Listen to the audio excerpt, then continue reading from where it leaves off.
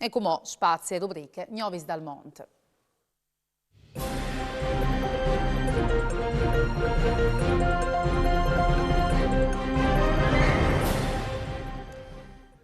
E viaggi in questo appuntamento con Gnovis dal Monte, attaccante dall'Uruguay, la famiglia Furlane di Montevideo e ha partecipato a giornate delle associazioni italiane al MUMI, il Museo des Migrazions de Capital dall'Uruguay. Il banquet preparato dal Fogolar rappresentava il Friuli Venezia Giulia e la servita fa conoscere nel rettiere la cultura e le tradizioni, dismovinte tanti interessi in tal pubblico.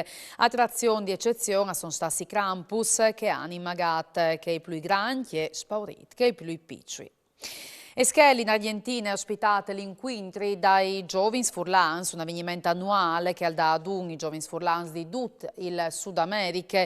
Gli ospiti hanno visitato diversi spazi culturali, ricreativi e produttivi di Schel, Trevelline e le zone, partecipando anche a gustare tradizionali e anche a un torneo di more. A accompagnare i fantazzi è stata nonna Cleofe, la fondatore del Fogolar, che ha ospitato anche certi Giovins in chiesa so. I Giovins, al termine dei 3 dish, hanno portato a chiesa licor di salute, marmelade di pomi selvadis, mente fong sex duc preparas dai membri del Fogolar Furlan di Esquel.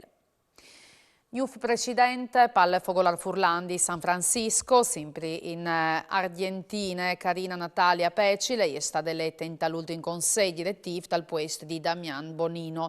Pecile, psicologa infantile, è discendente di Piero Antonio Pecile, nasciuta a Meret di Tombe. Insieme a lei sono state elette Gabriella Alejandra Kuberli e Teresita De Valle Bertozzi e saranno in chiari per i prossimi 2 anni.